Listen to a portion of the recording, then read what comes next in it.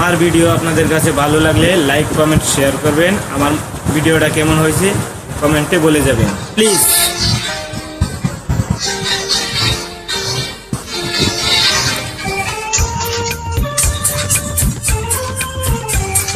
টিকটকে আসো না,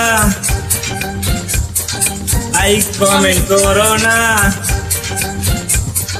টিকটকে আসো না, লাইক কমেন্ট করো না।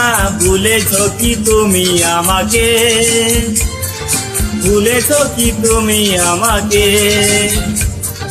হোয়াটসঅ্যাপে আসো না, ইমোতে আসো না।